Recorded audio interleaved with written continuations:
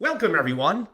I'm Angelo Robles, and welcome to At Family Office, at Family Office TV. My podcasting platforms are Apple and Spotify, and to my members who get my most direct access and a lot of different benefits of SFO continuity, welcome. I am very much looking forward to today's program, and it's been an active day for me as this will be my second of somewhat of a back-to-back discussion. And very simply, the title today, and I think it kind of says it all, even if you're a multi-billionaire, are 15 stocks all you need? My special guest today is Maneesh Shanbhag. He's the co-founder and CIO of Greenline Partners. So the big picture in setting the context for today is, are we overcomplicating investments, even at the family office level?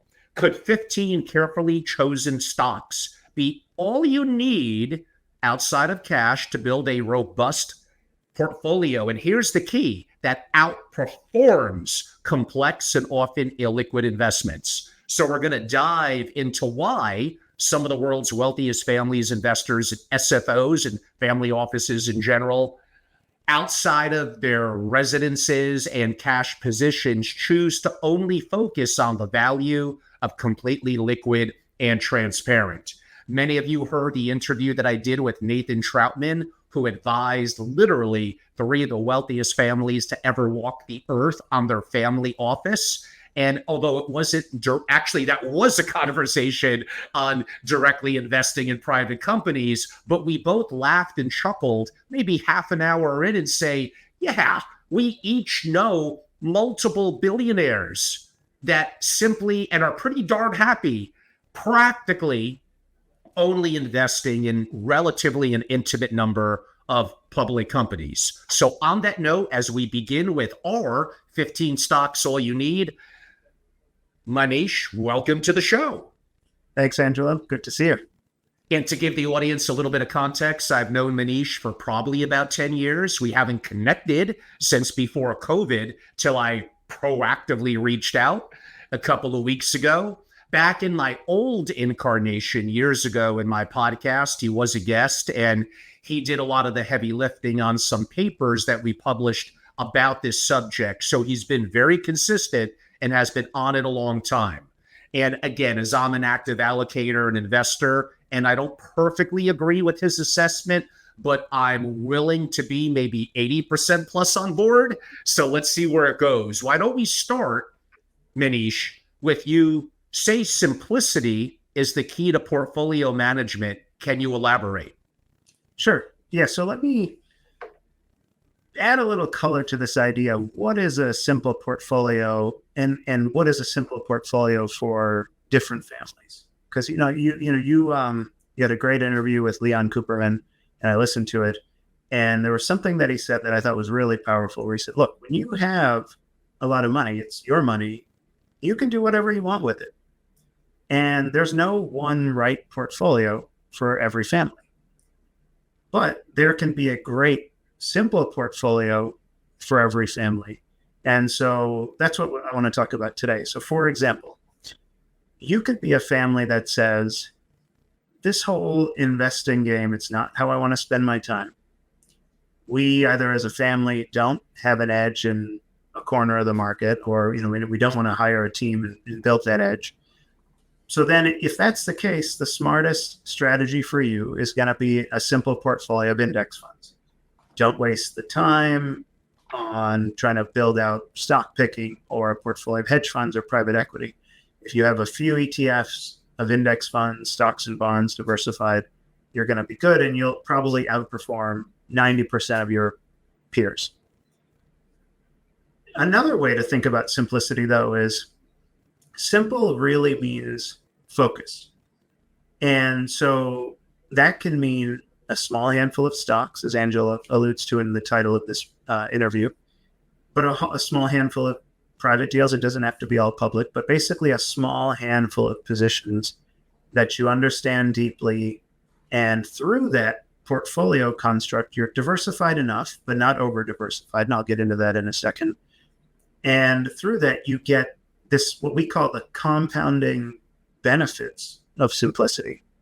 Right. So when you own a focused portfolio of positions, you have transparency, you have control.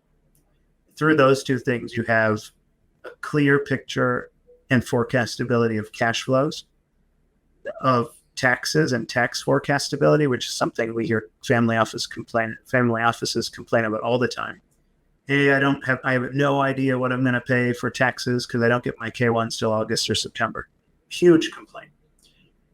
And through all of those simplifications, you can have a smaller team, so less headaches, lower costs, all that. So there's all these compounding benefits of having a focused, simple portfolio structure. But I'm just going to add one more piece to this, which is it's nice to know, hey, here's what a great simple portfolio construct looks like. It's just as important to know what is a terrible portfolio construct. And to us, over diversification with high fees is the absolute worst place you can end up. So, one of the things that we're always reminding ourselves of and clients is keep it simple and avoid the big mistakes. It's easy to think that when you see the headlines that some of the great investors were made by some big bets or some big calls that they made. But the reality is the longevity of a Buffett and Munger or some of the other greats really comes from all the things that nobody talks about, which is repeatedly avoiding the big risks and the big mistakes. And to us, the single biggest mistake we see time and time again is that over-diversified portfolio laden with fees and lack of transparency and risks. So for example, if you were a family that held 30 plus hedge funds going into 2008, you learned the hard way that portfolio went down a lot with equities and it didn't help.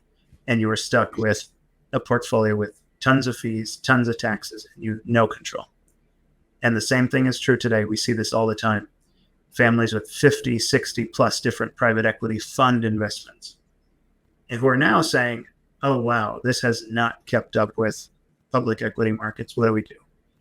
That over-diversified private equity portfolio where we're paying 3, 4, 5, sometimes more % in fees is going to kill you, especially now that valuations are higher. So I'll stop there. No, that's very valuable, but there's a lot to follow up on. So I'm assuming in the work and advice that I do with single family offices, I could make the argument, some executives may get mad at me, but I'm just bringing it up as a discussion point that when you're simplifying your portfolio that is liquid and transparent in quote unquote public companies, and let's say it makes up 80% plus of your portfolio, you have not just a simpler tax picture that you described and great control over it, you also don't necessarily need a large team or staff. That's exactly right. Whereas if I'm investing in tons of private credit, direct companies, earlier stage companies, real estate, all could be awesome, by the way. We're going to debate and go through that. But there's no question that is not as transparent, definitely not as liquid. If you're an LP, you're arguably taking on counterparty risk in certain ways. And very simply, if you believe in control, unless you're literally a direct investor with controlling interest, I admit you don't have pure control over a public company as well, but you have absolute control to get in and out of it as quickly as you want. So there's a degree of control. You basically don't need the level of team that you would have in a more complex portfolio. But here's where it gets a little interesting, Maneesh, and you probably have some of the math to back it up, but let's see. Why do you believe that this approach can outperform a more complex portfolio, active, broadly, market average in private company, private equity, venture capital, real estate, etc.? Sure. Yeah. So, this is, it's interesting. When John Bogle started Vanguard, I was reading an article just the other day where he said he was never a believer in this idea of 100% market efficiency. The reason why Vanguard and index funds work was this very simple math. It had nothing to do with market efficiency. It was just the simple math of once you are diversified, if you are diversified with a whole bunch of active managers, and you're paying 1 or 2% or more in fees, you will earn the market return minus those 1 or 2 or 3% in fees. While in index fund, you own the same market, roughly speaking, minus basically no fees. That's the reason why index funds succeeded. The same math is true in hedge funds and private equity. All right, so we've seen this in hedge funds. Basically, if you own a diversified portfolio of hedge funds, what you have, like if you look at the broad hedge fund exposure, the 4 trillion or so in assets that are in that space, what you own is a portfolio that has the same, call it beta or market volatility, as a portfolio that's something like 50% equities and 50% cash. And what you're going to earn from hedge funds is basically that return of half the market, 50% stocks, minus fees. And now, like, it's one thing to say the same thing is true in private equity. 30 years ago in private equity, when you could buy a family-owned business at half the public market multiple, hold it, maybe improve it, and then take it public at twice the multiple, you could earn a 20% IRR. But if you are buying a business at the same multiple as public markets, paying 2 and 20 on it, there is no way you are keeping up with markets. And so that's the problem with a diversified portfolio of private equity. Like you said, Angelo, there are going to be good managers, there's going to be good deals inside the portfolio. But if you're over diversified, you basically you own a share of the market, and owning the market, because private markets they're just businesses like public companies. And if you're paying the same multiple, you're going to earn basically, by and large, the market return minus those fees. That's the simple math. Yes. And earlier today, I had a debate where I took the approach of being an active direct investor of controlling interests versus a gentleman who's a partner at a private equity fund. One of the stats that came up was by Hamilton Lane, a well-known outfit and researcher as well. Now, they picked a 20-year window that did help them a little bit, but I believe it was 2002 through 2022. They were showing private equity returns net of fees of about 14.6%, and they were illustrating the S&P ballpark at about 9.8. I argued back, where am I right, where am I wrong? First of all, that would not be as good in the last year or two, so maybe it's selective on their part to kind of leave out the last 2 years. But could I make the argument, besides no liquidity, so besides the liquidity issue, which is a very, very big one, strictly based on, is the illiquidity premium worth it? In that example, it sounds like on the surface, for some families, it might be. But not that I'm cynical. I'm just saying, let's dig a little deeper. First of all, Buffett spoke about this relative to how we're tracking the math, mark to market. That would be one question. How about this one? Survivorship bias. How about the funds you're not talking about that went under and you didn't roll them into your averages? And the other one is a little, some would argue, nefarious, but not everyone's perfectly honest. There also are honest mistakes that are made. And in the accounting, which is very private, it's not public, do you really understand the counterparty risk and what's going on? And one other one to try to poke a hole in it, maybe I'm doing your job for you, Maneesh, and that would be related to the survivorship bias. I know this happens in hedge funds. Suppose I'm below average and I don't want to report. Therefore, it's being somewhat selective in terms of what it's reporting. Am I exaggerating things, or if anything, am I about right or being a little bit too nice? No, look, I think it's exactly like you said, Angelo. I think you just did my job for me. But, I'll give you the perfect example is, there was that book, maybe it was 20, 25 years ago, Where Are the Customers' Yachts? And I mean, us as a family office and ultra high net worth advisor and manager, we see a lot of portfolios. We see a lot of families come to us after their experience with hedge funds and private equity and saying, help us simplify. And the only place we've ever seen great success in private equity was when you're the manager, not as the limited partner.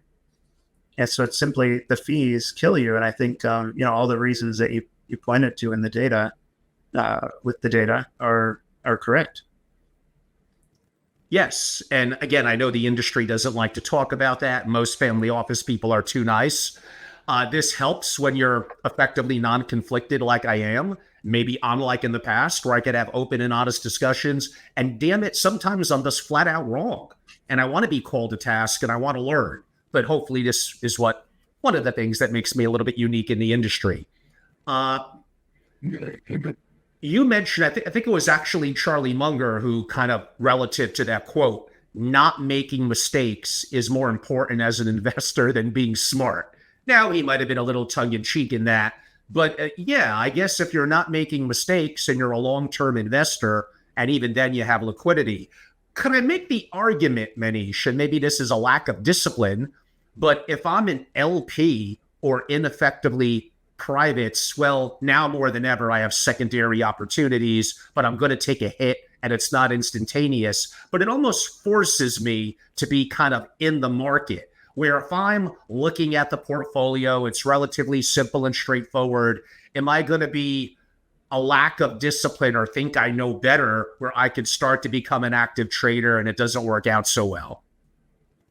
Yeah, fair. I think maybe one of the things you're getting at is, should there be, is there a behavioral benefit to private equity, or something that smooths your return profile? And we've definitely heard that argument. But I'll tell you,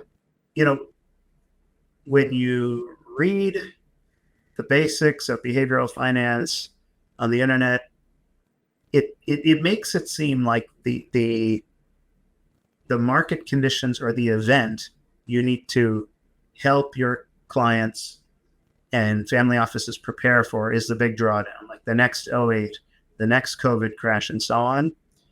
But when we work with families, there is just as much, and this is not a criticism, it is just pointing to the facts from experience that it is only human nature to feel regret and fear when markets are falling and you're losing money. The paper value of your bank account is falling.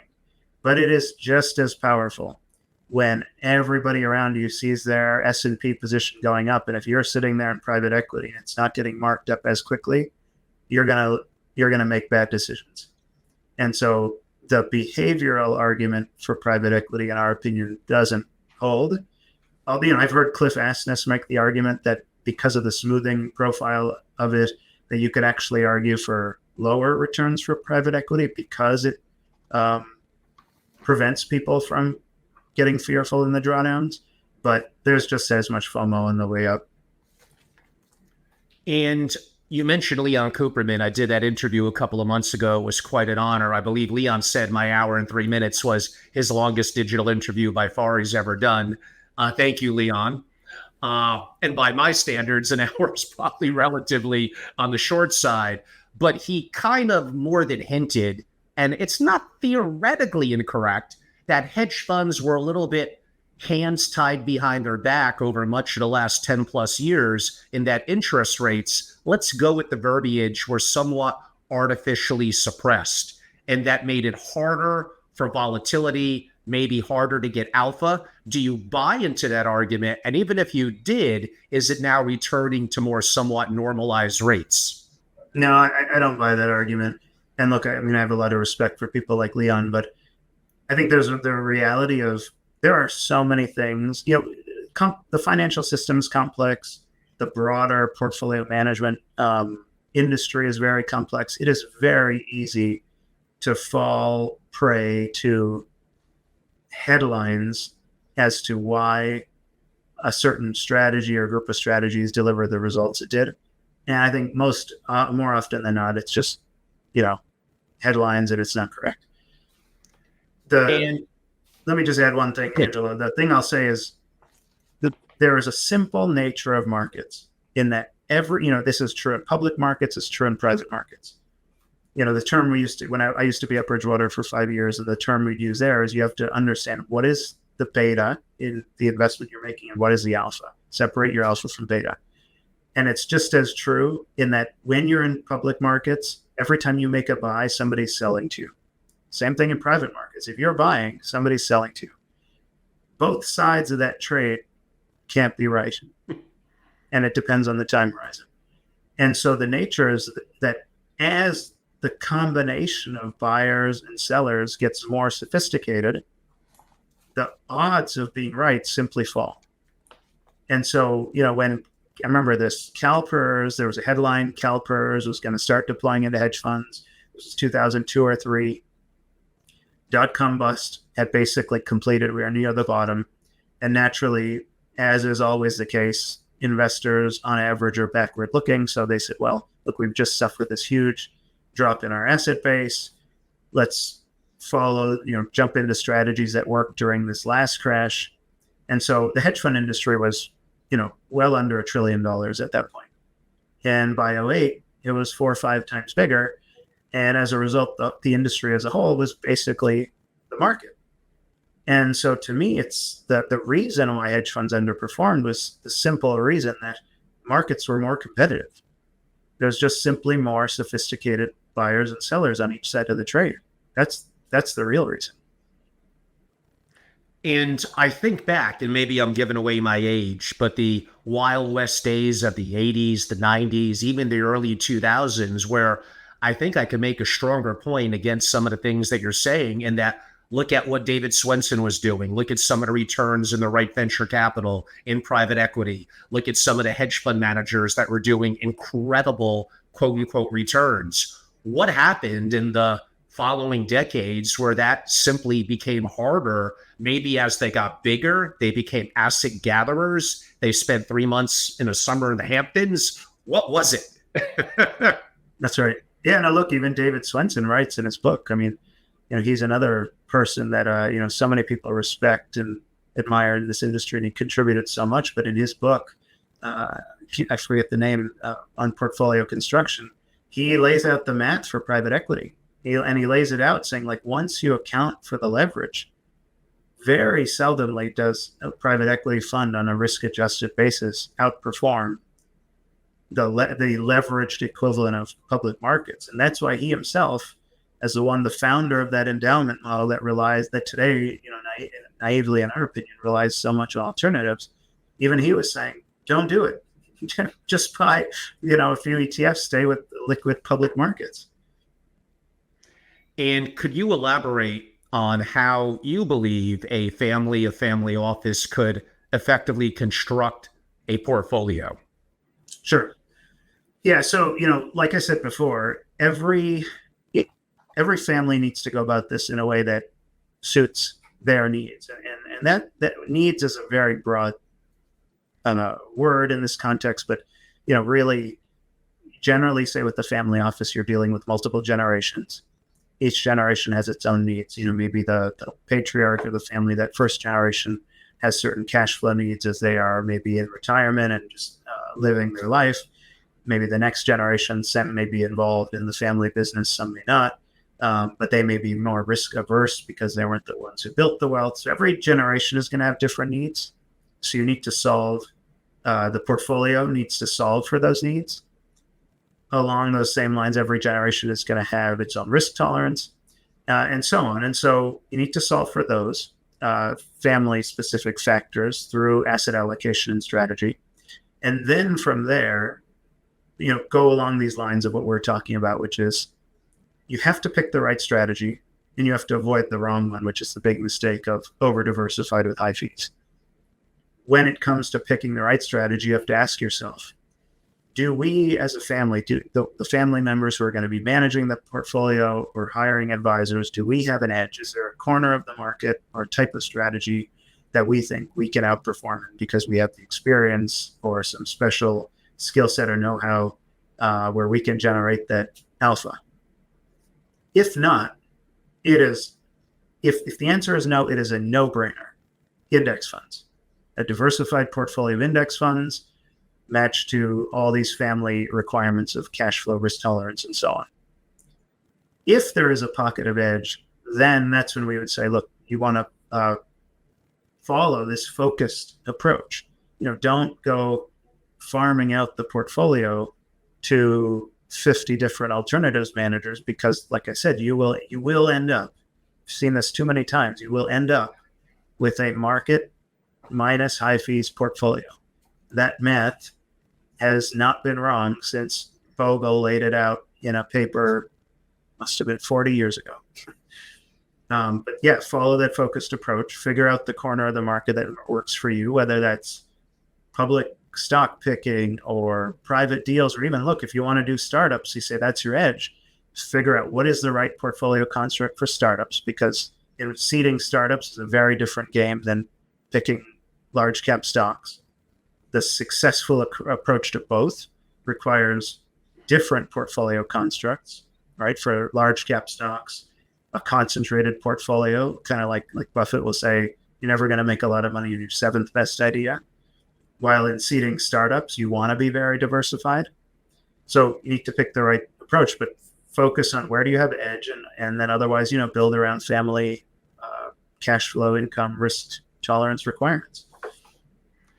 And before you get to the opportunity to talk a little bit about the literal portfolio construction execution, leading into that, I mean, how I was weaned in my work with family offices on the investing front, and we'll ignore certain things on investment committees, decisions, and all that, a topic for a different discussion. But I will talk about you need an investment policy statement.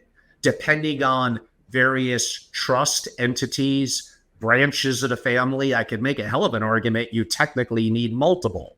That then leads into effectively what's your asset allocation strategy. But maybe more applicably for you and your belief in portfolio construction, how simple, straightforward, or in some ways complex does an investment policy statement need to be?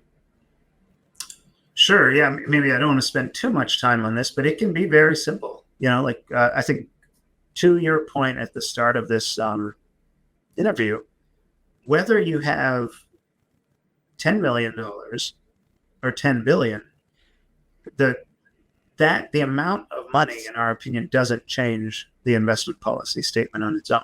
It can be a few pages long with, basically a simple, hey, we're not going to make macroeconomic forecasts. We're going to broadly diversify. We need to meet a certain return hurdle and cash flow requirement.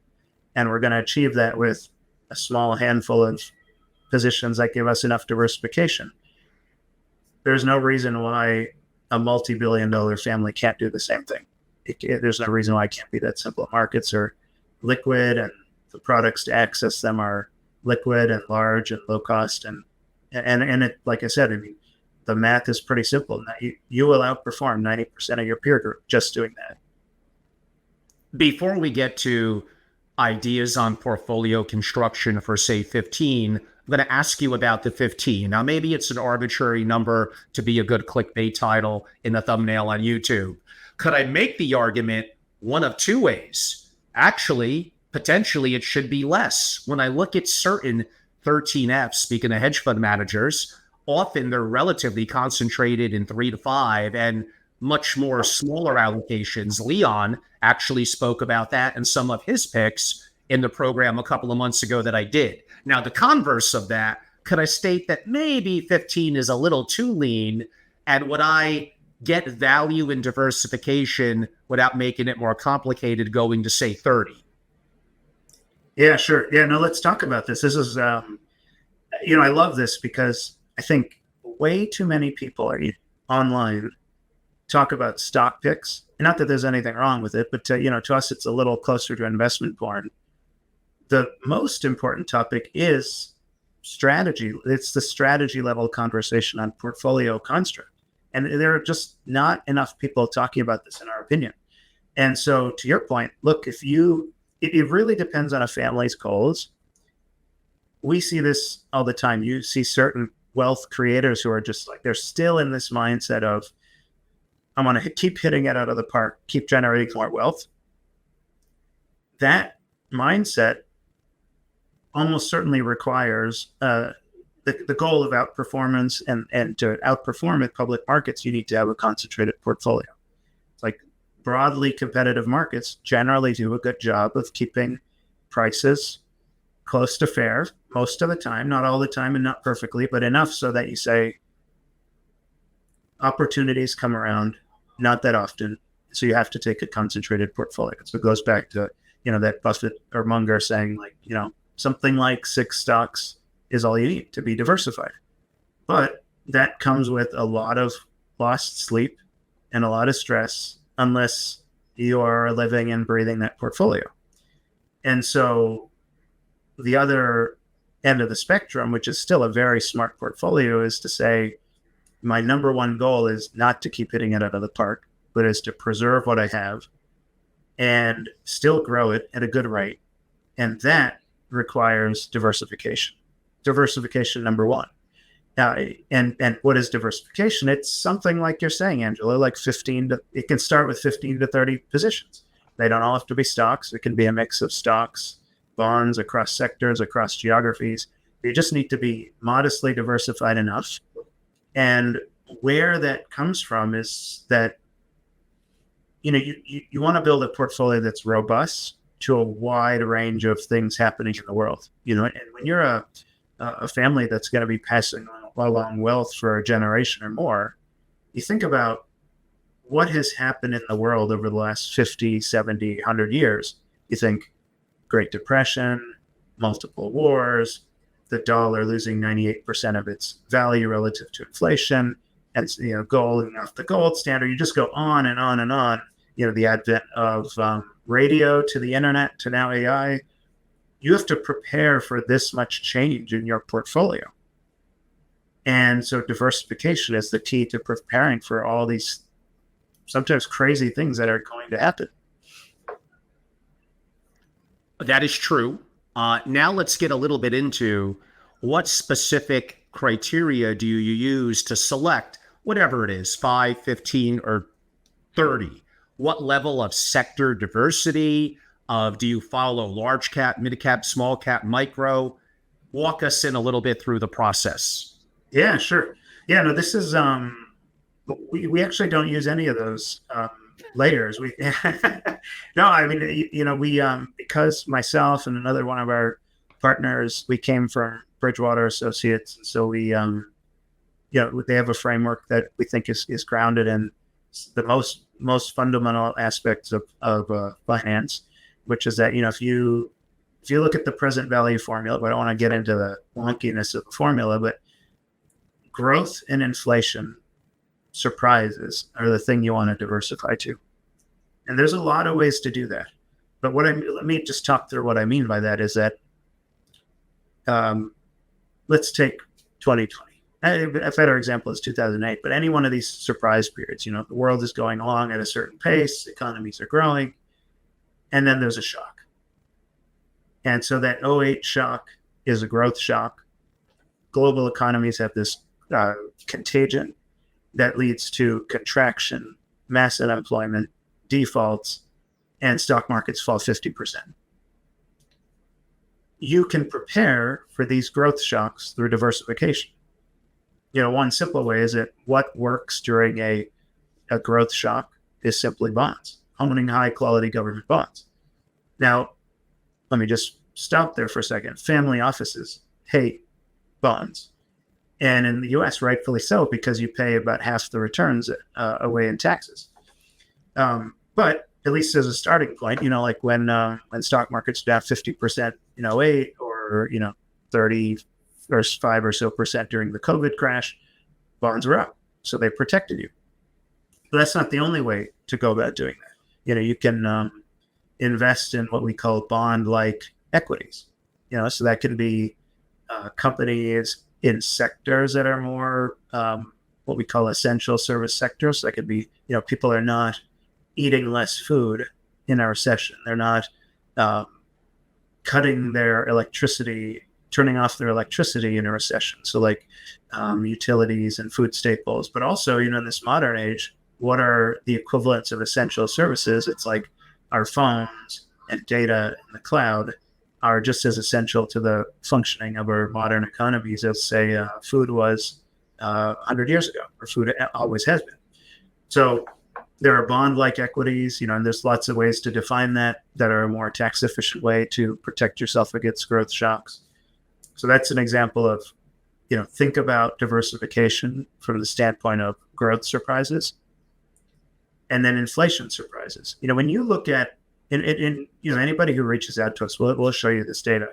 If you look at the last 100 years of stock market returns, and you look at it decade by decade, the thing that surprises people, especially when they're in this stocks for the long run mindset, is that out of the last 100 to 120 years, so call it 12 decades, 1900 through 2020, 4 decades, there were 4 decades when stocks didn't lost money for 10 years, right? The 1930s, the 2000s, there were in 1970s and so on. So 4 out of 12 decades, a third of these very long periods of time, stocks lose money. And what is the simple driver of that is, well, one is if you start the decade at a high valuation, that inevitably leads to poor returns. But also when there's another shock during the decade, and one of those shocks is either a disinflationary, depressionary shock, or an inflationary shock. So like 1930s, the Great Depression, that was a deflationary shock, the debt deleveraging. 2008 was the same, so the 2000s. But then the 1970s was an inflationary shock. Dollar going off the gold standard, the strong power of labor unions resulting in wage inflation, the oil embargoes, all of these things contributing to this inflation, which fed through to increased costs for businesses, lower profit margins, higher rates as a headwind. And so you want to think about diversification in terms of these economic shocks rather than, in our view, at the sector level or the country level. Now that macro framework is much more powerful than other levels of the portfolio, in our opinion. But how about things like certain metrics, PE ratio, etc., book value, intrinsic? There's a variety of different things where even if you skew to being more of a value investor, there must be math that you look at to make a decision. Sure. Yeah, no, absolutely. I think time and time again, every time we look at research, a new study we do, a new simulation, whatever it is, we are just constantly reminded that you cannot invest without paying attention to valuations. You just have to. And there's no ifs, ands, or buts about it. And so you want, basically, there's a, if you think about what is the magic formula to investing, it's very simple. Diversify modestly. Don't forget about valuation. That is it. And you could do that at any size and scale, and you can keep it simple, knowing just these 2 things.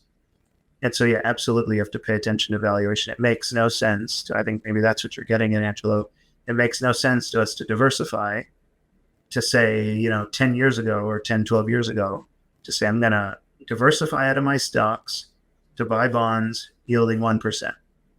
That makes no sense. I mean, maybe if the stocks were at a PE of 40, but back when they were 12s and 13s, it made no sense. Today, when PEs are high and bond yields are much higher, diversification makes a lot more sense. So you do have to take valuation into account when you're going about building these portfolios. And you gave the example of certain decades that were very negative for stocks, and collectively from the crash in 27 through, I believe, the early 60s was effectively a net negative. Now, again, a little misleading because you're including the horrific year of 1927. Take that out. Some of the math changes to some degree. But again, if you're believing in a concentrated portfolio, even 30 stocks, plus whatever residences, cash, what happens if we have a massive deficit, we have some issues of interest rate and inflationary concerns here in the US, we have massive political unrest. It's not assured, no matter what the math may look like on some early valuation of stocks, that the next year, decade, 20 years collectively is going to be good. We have seen periods where it wasn't. Yeah, this is a great point you bring up. I love this because in the same way that people talk a lot about stocks, the other thing that people love to talk about is macroeconomic forecasts, which in our view have very close to zero value. It is, and there's a very important distinction here in that it is very important to take stock of the state of the world. Now, I'll give you a couple examples, but it is very important to not trip over the line of going from, hey, I understand conditions, to then tripping over and saying, let me use that to build a forecast to then inform my portfolio. So, for example, everything you just said, Angelo, I think is like really important to know today. It's important to know that U.S. debt to GDP is over 120% and at one of its highest levels ever. But it's also important to know that most governments around the world have debt levels that are higher than they've ever been. Like Japan's in the 200%.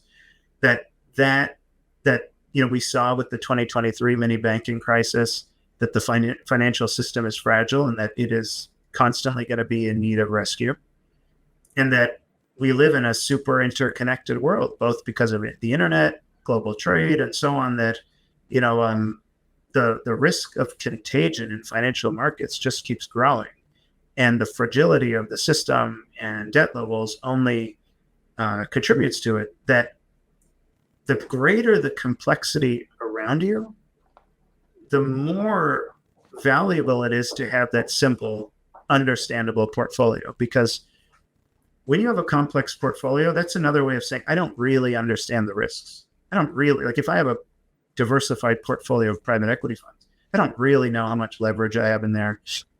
I don't really know exactly what I'm exposed to. But if I have a portfolio of 15 to 30 positions, whether that's public stocks or some mix of private, let's say 30 positions, stocks, bonds, everything, I know exactly what I own. If it's public markets, I get a lot of transparent reporting. I can really deeply think about my risks. And I'll just touch on something that we love to use as a tool, and maybe we can talk about it some more, is we like to use something called replication as a strategy and as a tool, partly as a thought experiment to thinking about our risks and being able to see around corners. And really it's preparing for uncertainty. Interesting. So moving the conversation around a little bit, I believe it was a Camden research study, and admittingly, maybe it's a closed group of groupthink-like families that are doing similar things, but I believe there was actually more allocation to private markets, like 27% in private companies compared to like 25% in public companies. You and I may scratch our head a little bit. Maybe those families are incredible insiders and they know what we don't know and are getting incredible quote unquote alpha and worth it, the illiquidity premium.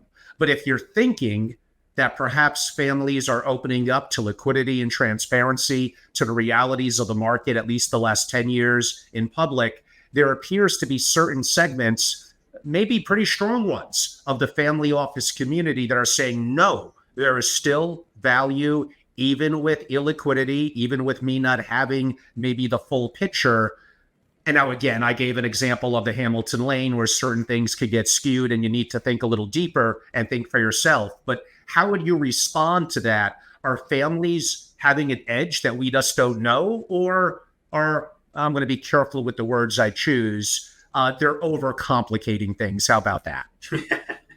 Look, I mean, I think there's a lot of reasons people invest the way they do. But, look, we see this even with the families that we work with. There is a certain aspect of doing these deals, having the private companies. If you're retired, it gives you something to do.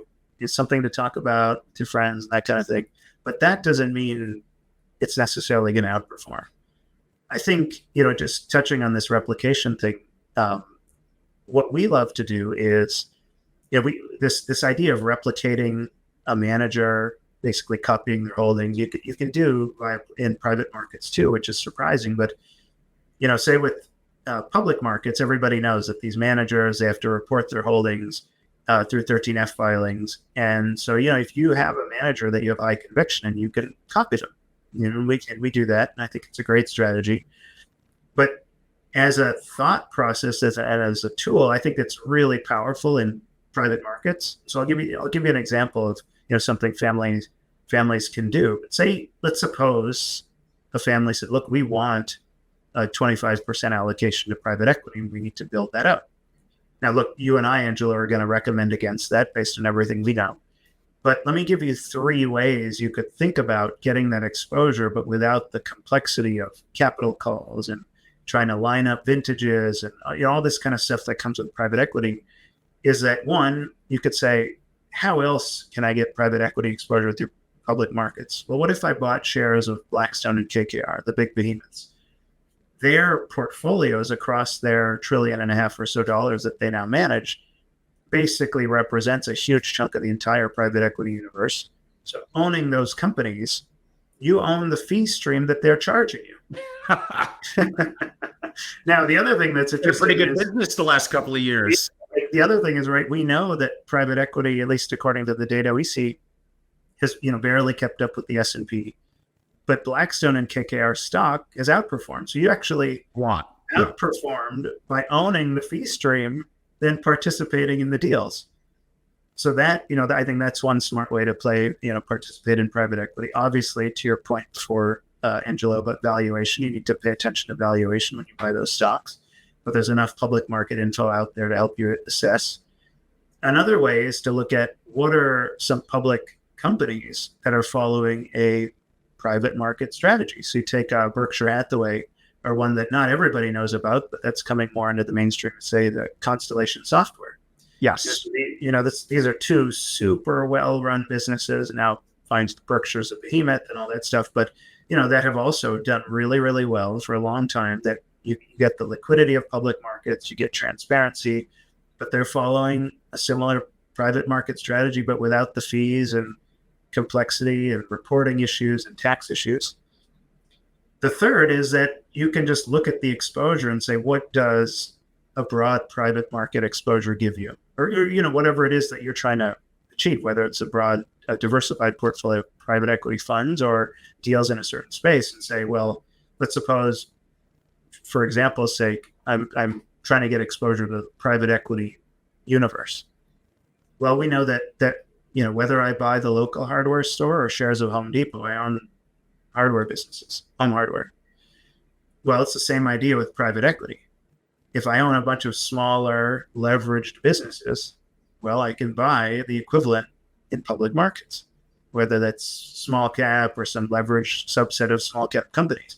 So we would think about going down these paths first, at the very least as an evaluation tool, if not even better so, as a way to implement that exposure rather than buying into the complexity. Very good points. Do you have a specific opinion about public REITs? It's a good one. No, I don't. Nothing really to add there relative to, other experts in the space. And a little bit outside the talk, but I think fits in it, gold, and maybe more applicably for you with public companies, gold miners. Oh, sure. Yeah, no, this is an interesting one. Gold is very much a love it or hate it asset, and we work with families who love it and find it a necessity as part of a portfolio, and others who hate it. And, it doesn't need to be in everybody's portfolio, but the role of gold, and then through that gold miners, is as just a hedge against everything else breaking down. Like if you look at the long-term history of gold, it is a 0 return asset net of inflation. Now that's better than cash. Like cash in the bank has lost most of its value because of inflation, so it's better than that. But bonds and stocks, as long as the expected returns are positive above inflation, should do better. But and so then in turn, if gold is a hedge against chaos, gold miners basically with their balance sheets has inventory of unmined gold under the ground. They're like a leveraged play on that, and because they're a business, that you could argue they're a little more of a tax efficient, cash flowing way to own gold, who some people think is actually cheap today. And do you have any specific opinion? Would it make your 5, 15, or 30 a Bitcoin ETF spot?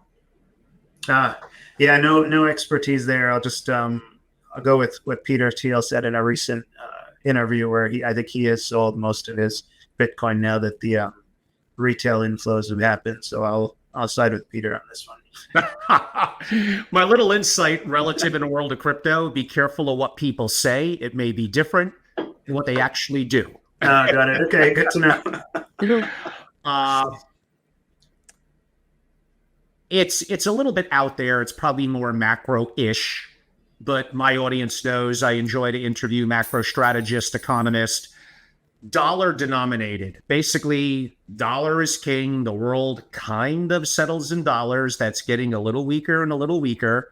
Not to ask you for a macro prediction, but if I'm a family office, should I have some concern if 97.9% of my portfolio is dollar denominated? Should I look deeper as well into my stock portfolio to see if they have an increasing percentage or ratio of international dollars, quote unquote, outside of the U.S. interest expanding? Yeah, this is a great question, and I've learned the hard way. Being at a big macro hedge fund like Bridgewater makes you think that you can make macro bets and predict what's going to happen in the future. And the biggest learning coming out of a firm like that is that nobody knows what's going to happen, and you don't want to invest in strategies that make big macro bets. You certainly don't want to make them in your own portfolio. But the biggest takeaway from that is if you can't predict the macro future, but you're taking stock of current conditions, you know what to prepare for. That's the importance of bringing up the scenario you just brought up, Angela, which is we agree. Like when you have a currency of a country that is as indebted as we are, that at current levels of interest rates is headed to basically our government is Ponzi financed at this point, right? It's the higher interest rates. Yes. Now they're falling, that we need to borrow money just to pay our own interests. If that continues, it's inevitable that the dollar keeps losing value. And so as a family trying to preserve wealth, pass it along to the next generation, you need to diversify to that scenario. And there's a lot of ways to do that. You can, since you asked about gold, you can own things like gold as a hedge against that, because gold has this, multiple 1,000-year track record of preserving purchasing power. You can look to diversify into things like hard assets, whether that's natural resource assets, but also, like you said, you can look at companies and say, where are they doing business? Are they global? Which, the nice thing with owning, whether it's index funds or a few large cap companies, is that by and large, their sales are global, whether it's a Coca-Cola or a Microsoft. So it's not hard to be globally diversified, or even, more, kind of call it macroeconomically diversified. But I think going back to your question, it's really important to think about those scenarios and ask yourself, are you prepared for it? Not necessarily taking a view on it and taking a bet, but are you prepared, and how are you prepared? That's what we would say. And we did hint at it and go down this road a little while ago on diversity. And I'm going to try to formulate this into a question. We kind of believe that being concentrated is one way to get rich, mainly perspective of our own company where we have interest, quote unquote. We're led to believe that diversity is a way to stay rich. And we could find people that could go on both arguments. And even Charlie Munger has basically said something to the effect of, I'd rather have an intimate basket and watch it very, very closely. So kind of when is too much diversity? Before you answer that, and I know my audience has heard this before, it does nothing but get me in trouble, but I'll mention it anyway. Don't forget, Bill Gates could have been the first, as we know it, on paper trillionaire. Now, let's ignore the fact doing good things via a foundation, but if he simply didn't listen to Warren, didn't diversify, and he was more concentrated, could I make the argument, I don't know, him, his advisors, his family office, I know the audience is going to kill me, they kept him from being a trillionaire. Did they really hedge his risk that much? Yep. Yeah, no, I mean, you're hitting on the key trade-off with diversification. And this is, when look at it, everybody hits this threshold at a different point, right? For some people, getting to $5 or $10 million, you say, oh my God, I do not want to lose what I have. Diversify. But like we talked about, the worst thing you could do is diversify in a way that leads to unnecessary complexity, high costs, and through that, a ton of tax inefficiency. That's the worst thing you can do. But if you diversify, well, in a way that let's say it's buying a few index funds, like a global stock portfolio, some natural resources, or some REITs, and then some gold and bonds, something like that, and it's all through low-cost ETFs, that is a good form of diversification. It's not the 50 hedge fund strategies where you don't even, it's hard to track what you own, or, that kind of thing. So, but as you're alluding to, Angelo, that comes with the trade-off, which is it's not going to keep up with whatever the best performing asset is in your portfolio, and certainly not the best performing stock within is one of those index funds. So there's always a trade-off. And the flip side is, look, it's, people forget, and I remember this very clearly because I'd left Bridgewater, was just about to start Greenline Partners. And I remember looking at Microsoft stock and saying, Steve Ballmer was the CEO. Nobody had heard of the cloud before. All the headlines were that Microsoft missed mobile, had made a blunder on acquiring Skype. Windows was losing its prominence as a platform. And so Microsoft was trading at a 7 times PE net of cash. There was no guarantee that Microsoft was going to be the $3.5 trillion company that it is today. That it's easy to say that about Bill Gates now because of Microsoft's success, but if it hadn't reinvented itself as it did over the last 15 years, we'd probably be, maybe Bill Gates would have been thankful. Money putting me in my place, of course. I'm putting a little bit words in your mouth, but as you were a couple of minutes ago describing some of your portfolio construction ideas, I'm going to say that you're probably more of what I would consider value-centric versus growth. Maybe I'm wrong. Now, here's my more specific question to you, but you could feel free to comment on that, is what exactly is, and I'm being a little bit of a wise guy, what exactly is a value stock? I look at it as I want to buy a good company, of course, at a good price, but more importantly, I want to buy a good company that I believe is going to grow moving forward. And why do I want to be limited by so-called growth or value? Yeah, look, I actually completely agree with you in that the moniker, my personal bias is to lean on the value side, but I completely agree that the moniker of value stock or value investor or growth stock or growth investor is totally wrong in that, what is a value stock? It's any business or any position where you can buy the future cash flows on it for less than its present value. That's value. That's buying something for cheap. And that could be, if NVIDIA is going to keep growing at 30% a year, a PE of 60 might be cheap versus, let's say, Verizon, let's say they're not going to grow at all, then a PE of 15 may be expensive. And so it's just, are you buying the future cash flows for cheap?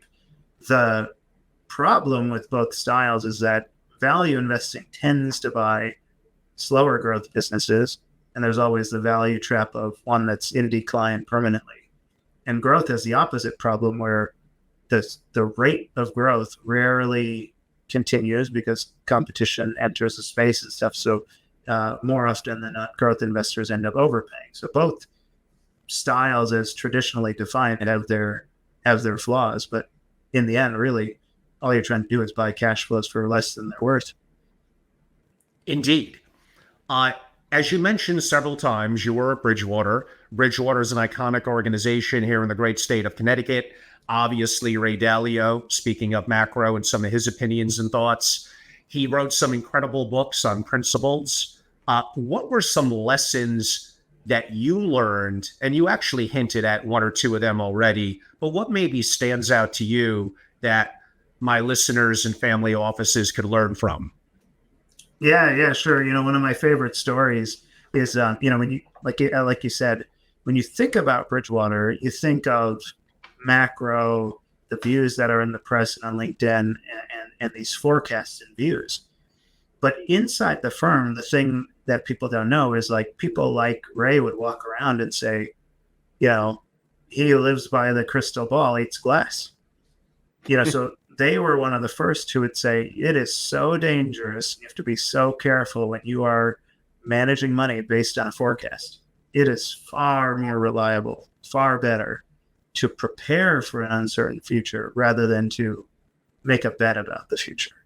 That is actually, ironically, it's one of the biggest takeaways from one of the best macro investors. And some people may be listening to or watching our conversation and say, man, this Maneesh guy, he's anti anything that isn't stocks, bonds, or let's say cash. And I'm being maybe generous on the bonds. How would you, what would be your response to that?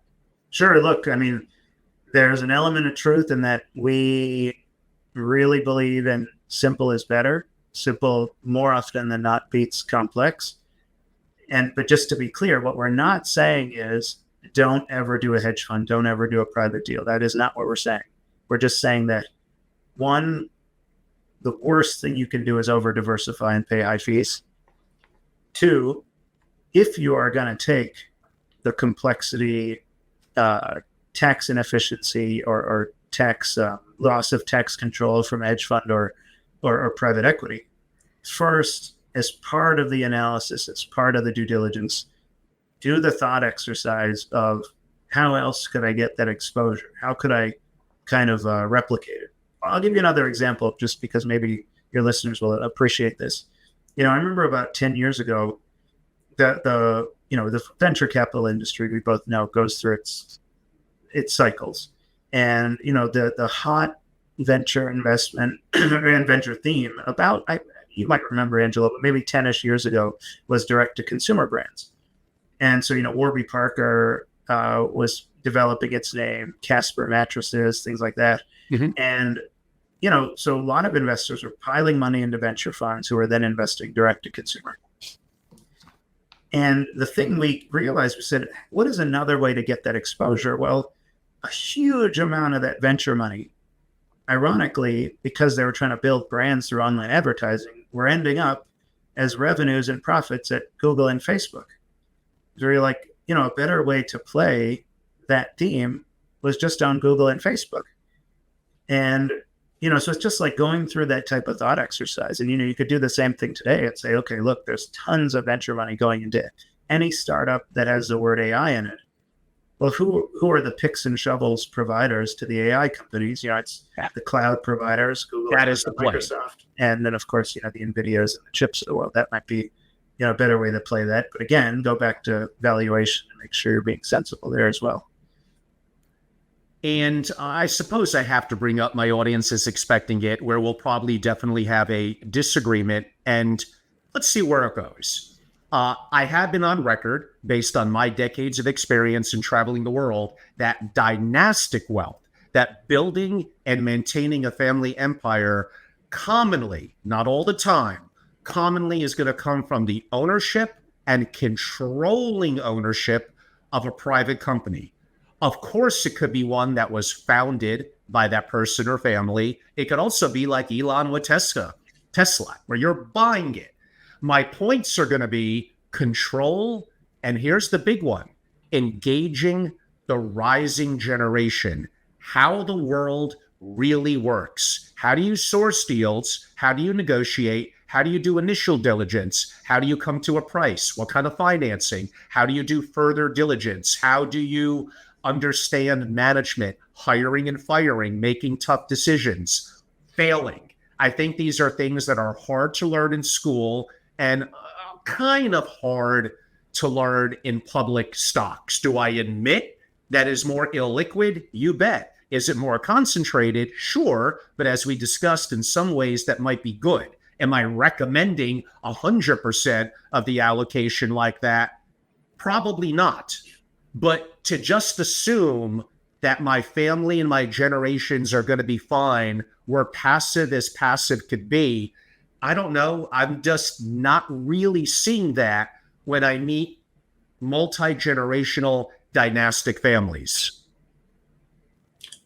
Yeah, I mean, I think the thing that we see, and you probably see the same thing, is that, for every, call it centimillionaire and up family, there are only a small handful of family members that are inheriting wealth who are interested in whether it's the family business or managing the money.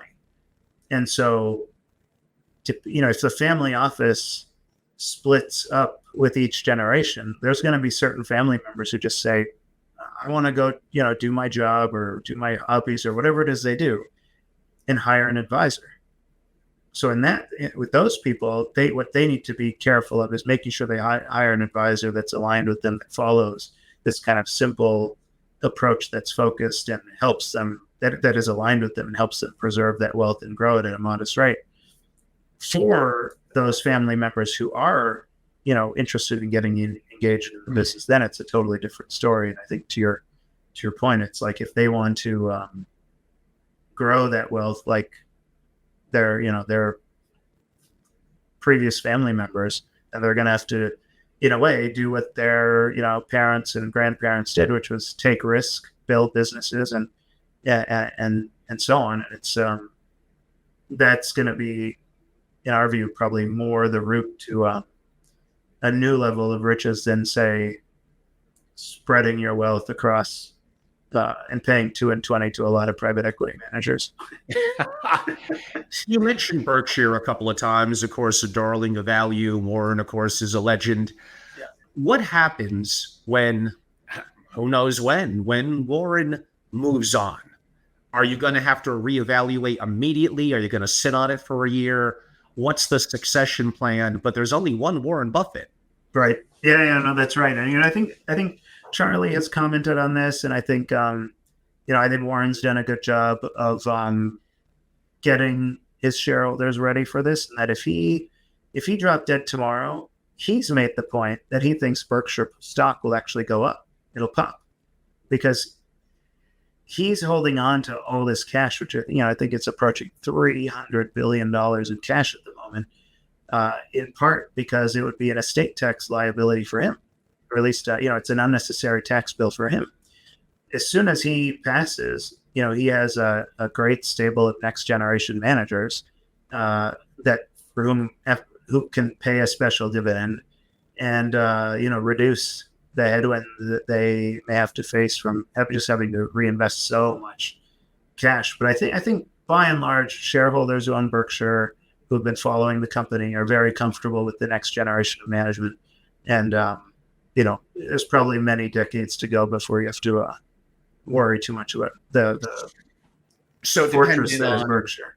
On Warren's marital status, estate planning strategies, if they were to need to liquidate from a public company that could cause the markets to move and cause issues, going into cash now could potentially avoid that somewhat. Now, he may also be looking to give 95% of his money to quote unquote philanthropy, and then the estate planning issue, liquidity, won't be an issue. Although you could argue at his net worth, even 5 or 10% could be an interesting and a large number. Not sure I perfectly buy that, Maneesh, but I hear you. And that actually, you kind of beat me to the punch on the next part of that question. Whoa, he took a big amount off the table at Apple and a moderately big amount by his standards at Bank of America going into cash. Should we be concerned? What does he know that I don't know? Sure. Yeah, no, I think it's a really pertinent question today, with, when we look at markets and look at valuations, the S&P is trading at a trailing PE of something like 27. So that is, while the trailing 30-year average is more in the 18 to 20 range. So just on that simple measure alone, the market's something like 35 to 50% overvalued relative to historical average. Now, we don't think it's that extreme, but And then when you look at growth stocks and their PE, like the average PE on the Mag 7 is something like 40. Yeah. That's very high. And the premium you're paying in growth stocks relative to value is also now again at an all-time high. You know, at similar levels to where we were in 2021 before the crash in 2022. And so I think what what Buffett is doing with the Apple trade is the following: is that he bought it at a PE of around 10, somewhere in that low double-digit range. And what was going on then is, one, you had a business with massive profitability and the ability to return tons of capital to shareholders. And so even if Apple didn't grow from that point, they were buying back 5 to 7% of their stock per year. I think that's what Buffett was really betting on. And so not only did you get growth, but you also got a huge return of capital through buybacks. So you don't get it as a dividend, you get it through buybacks, but it has the same impact. At a PE of 10, if you're getting 6-7% return of capital per year, that's kind of the same as getting that much growth. So you could justify that, hey, that thing was probably 50% undervalued. At a PE of 35, which is where I believe Apple is today, that same level of buybacks is a return of capital of 1 to 2%. And if the stock is overvalued, then they're actually buying back expensive stock. So you have this kind of potential double whammy. So when it was cheap and you're doing buybacks, you get the double compounding benefit on the upside. And now it's reversed. So I think it's probably just reacting to prices being high. Indeed. And audience, we probably have about 15 or so minutes left. I have some great questions. Some of them are even going to be more company specific, although Maneesh has been pretty open relative to Apple there, Berkshire, a little bit of Microsoft before. So stay tuned. That is coming. But one or two brief notes. First of all, understand this is for entertainment purposes and our perspectives at the moment. Conditions change, therefore opinions could change. You all have different risk tolerances, different cash needs, and different goals. And that could impact in terms of what you're investing. So at the end of the day, do your own diligence, make your own decisions, and effectively think for yourself. Because when you invest, you can lose money. Also, on that cheery note, I did want to note something more positive. And we have some new folks that I have coming on today to the live stream. Welcome. I hope you're enjoying it. We open these up sometimes a little bit more to the public, but they're really focused on live and in the moment and interaction with our members that get my in-person events, my 100+ private digital programs that are long form and intense and educational like this one, my proprietary written content, some level of masterclass, best practices, and kind of helping you. A member called me today, connect the dots and help out with the strategic introduction or a little guidance on the phone or any way that I could be of value. Go to angelorobles.com and join. Be a part of my private club, SFO Continuity. It is effectively conflict-free, very intimate, and a private club dedicated to deep intellectual thought and peer-to-peer connectivity, truly peer-to-peer, digital and in person. Couple of questions as we take it to the home stretch. And if you're uncomfortable being a little more specific about companies, but you have been pretty open so far, it's your call. So in the Mag 7 is, of course, Meta. You kind of mentioned them as Facebook before in the past. Zuckerberg is an iconic entrepreneur. He almost appears to be reinvigorated. They're doing very intriguing things. They're playing a lot of catch up and doing very good on AI. They got their new glasses and all these things coming out. Yeah, I'm definitely not going to classify them as a value, but how do you look at them? And for certain families, may they make it into a top 5, 15, or 30 in a portfolio? Sure. Yeah. I'm not going to comment on Meta specifically. Definitely don't have an edge, relative to anything you'd read out in the market. Let me make a comment relating to them and some of the other Mag 7 as it relates to AI. There are a lot of reasons why investors have rightfully concentrated in some of these big names. They are effectively staples of our economy. You just can't find anybody in America who's not using basically most of those companies, on a day-to-day basis. Apple phones and Microsoft powered computers and, Amazon for a range of things and so on and so on. And so you get that aspect of they're just in everybody's lives. They, for the most part, generate very high profit margins that they are then returning those excess cash flows to investors. And they've been growing, and the growth seems to be continuing. And in some cases, crazy enough at their size, is accelerating. The one thing that we are paying very close attention to is that these, call it high profit margin, high growth, call it capital or compounder stories. If AI continues to be as capital intensive as it is today, might completely change the economics of some of these companies.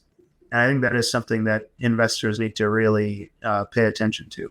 Because if you go from capital light compounder, where you're able to return a lot of capital to shareholders and easily invest in your growth, and switch from that to needing to reinvest a ton of capital and not able to return it to shareholders, that changes the economics of these businesses and therefore the valuation they deserve. And there's too much uncertainty around that right now, I think, to predict where that's going to go. But I think it's something that investors need to pay attention to. Is there a firm in the Mag 7, and the one that's been on the top, 20 for decade after decade after decade, is Microsoft? Is there one in the Mag 7 that stands out to you from your perspective as more likely to, let's go with the word, make your cut? No, I couldn't pick one. I mean, it's I couldn't pick one. I'll just maybe repeat something that Charlie Munger said, before he passed away. Somebody asked him, something about constructing portfolios and picking stocks, and he admitted, he said, given how important these companies are in the economy and the innovation they're contributing to it, the role they play in everybody's lives, it's very hard to own a portfolio without at least owning some of those companies. But at the same time, when pressed and said, well, why did you buy Apple? He said, because it was the only one that was cheap. And so, they made literally probably the most profitable trade in history. I think they put in $40 billion into Apple, and they held on to it until it was worth $160 billion. So they made $120 billion on a single trade because they had the discipline to wait. And this just gets back to, I think, everything we've been talking about today, that if you're going to go simple in index, it's a totally different story. But if you're going to go simple and focused, we didn't talk too much about this, but it requires an immense discipline that just most investors don't have, and you don't really appreciate until you try to do it yourself. Yeah, the fact that we could simply look at our phone, aka a screen, and trade in and out. It's different than it was back in maybe the late 80s and 90s when I first started. It was a little too hard. I couldn't be so acting on my emotions, for lack of a better word. If you're willing to share, I think it would be valuable for my audience. Is there, besides a little bit of your overview on Berkshire and one or two others, is there something that you believe, from more of a value perspective, is a somewhat underappreciated stock that maybe families could learn a little bit something about and do their own thinking and their own research? Yeah, sure. I mean, I'll throw out a name. I think, again, like you previewed this part of the call with, this is in part for fun, but I think also when we talk to families about building this more focused portfolio construct, you hit the nail on the head, Angelo, that to stick with it, you have to do enough research on the construct itself to get comfortable and say, we are going to stick with this for the long term. And, because in the end, it's the family principal who in the end is going to make the final decision, whether that's hire or fire the advisor or buy, sell the holding. that the family itself has to do enough research with the help of advisors to say, can we really stick with this position through ups and downs? So I'll give you an example of a company that is a huge leader in its space, but it's very volatile because it's a smaller kind of mid-cap company. But so Credit Acceptance Corp, it is a deep subprime auto lender, something like a $6 to $8 billion market cap, but trading at effectively a price to normalized earnings of something like 9 or 10. But it has the economics of a big tech company, returns on equity of 30 to 40%, very profitable. And so, this a little bit ties to when we were talking about private markets, and that what is the role this company plays? It's a lender to people with poor credit scores to buy cars. Well, is that really that different than private credit? No, this is just a business that you can buy in public market form that doesn't pay a dividend. It has probably the single best stock buyback record we've ever seen. And where they have built out an edge in their space is that they're the single largest subprime auto lender. So they have this huge economies of scale in the space, but they have built an alignment between themselves and the used car dealers that source their loans from them, so that they're not only making bad loans, the dealers are incentivized to source them better loans because the dealers share in the profits. And so that the combination of the economies of scale, the alignment with their dealer partners, and lead to this amazing economics from a position that's so volatile, or is volatile enough that I think a lot of people don't understand it, and leads to this low valuation multiple, especially in a time when people are worried about a recession, and therefore people with poor credit scores being squeezed the most. We're told that retail is bad, yet Abercrombie and Fitch, post kind of during COVID, not as much this year, has done incredible. Energy drinks, again, a little bit prior to this year, have done, what's better than incredible? Phenomenal, like Celsius. Have you looked into, if not those companies, let's go with the word sectors, or maybe specifically those companies, and asked why, and is that going to continue? Yeah, sorry, I don't know any of the specific companies that you mentioned, but what I'll say is there's a book, and I'm forgetting the author's name, but it's called 100 Baggers. And the author, Chris something, he is now a portfolio manager, so you can reach out to him. But the book basically mentions companies like Monster Beverage and some of these businesses that have become 100 baggers. And it a little bit gets to, if you're gonna follow this focused, simple approach to investing, it doesn't require that you hold the biggest blue chip names in the world. There are companies that keep up and outperform the big the magnificent 7 tech companies that are just totally off most people's radar. But like a Monster Beverage, they for decades have had this, all the things you love about Microsoft or Apple, a company like Monster Beverage has had, steady growth, high margins, reinvesting in their business profitably, all that stuff, and just in a business that nobody talks about. 100%. And that was another company that I was going to bring up. A lot of people, how I phrase it, I guess the answer, and maybe it's changed in the last year, but since 2004, which stock has performed better, Domino's Pizza or Google?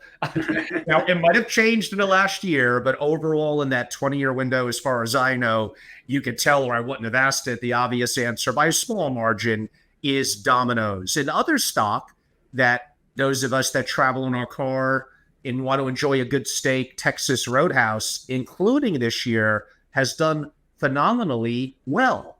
I don't know if you look at food sectors or any specific opinion. Is that value? Is it's definitely not growth, or maybe it is? Have you looked into some of those other outliers like that?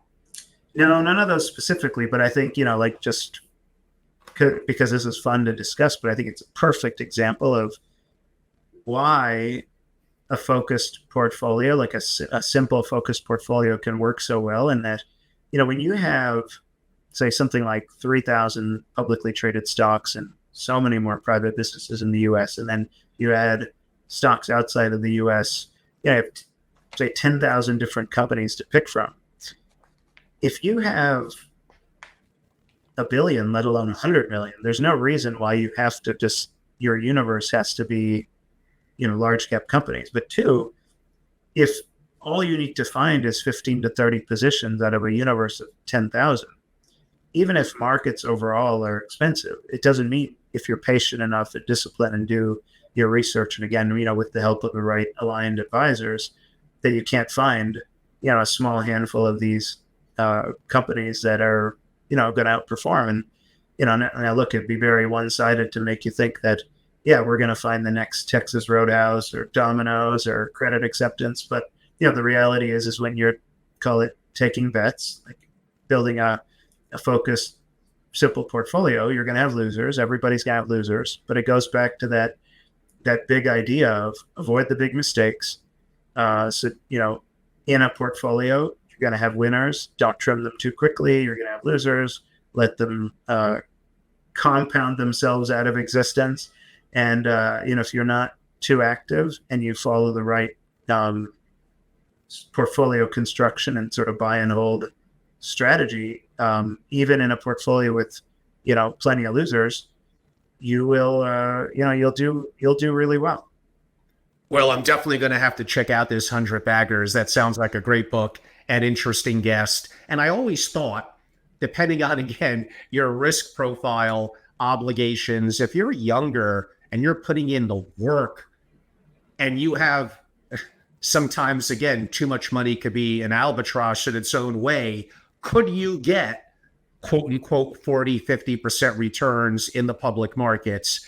The answer is you could. Is it hard? Of course it's hard, for everyone would be doing it. But among the 3,000 that you noted, you can't tell me that, I don't know, 3% of them are going to have wickedly incredible returns that are going to be outsized. And they're probably not necessarily so obvious. So that whole thing, that whole exercise, I find to be intriguing, which actually is more impressive for Berkshire and others. They have just so much money. They may come across things that they think are incredible, but it's just not within their thesis and too small to kind of move the needle. But all of you out there are not Berkshire. so potentially it could. Maneesh, I do want to be respectful of your time.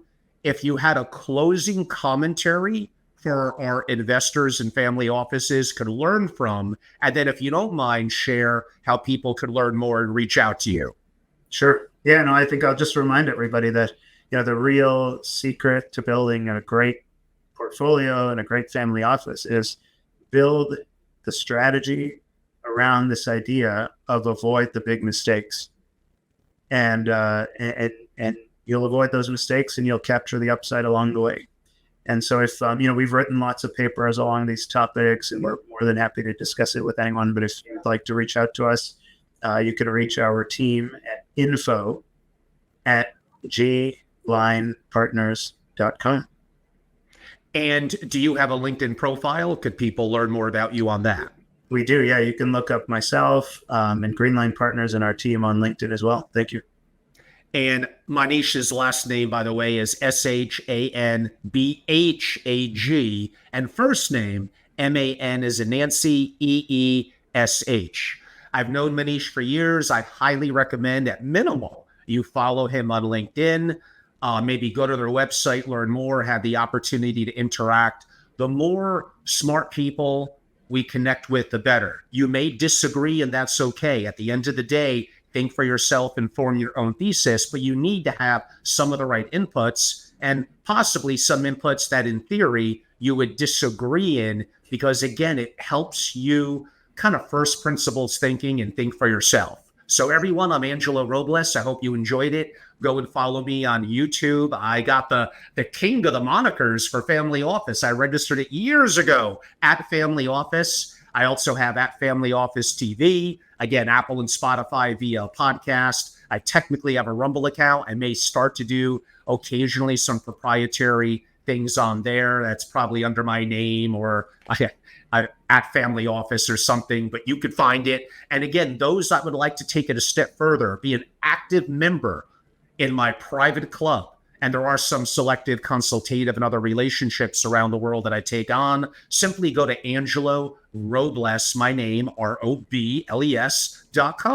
and have a chance to learn more about what I do. And anyone could have an opportunity to reach out. It's my honor. I appreciate you listening, watching, and I get to learn so much from all of you. I hope you all enjoyed it. I really enjoyed today's session. It was a lot of fun. And I look forward to the next one. But this has been a busy week. It's like every month is busy, and I keep on having great guests on. I've been very, very fortunate for me to learn, and hopefully many of you as well. Maneesh, again, thanks for being a great guest and audience. Love you all. Thank you so much. Thanks, Angelo. Good to see you. Pleasure.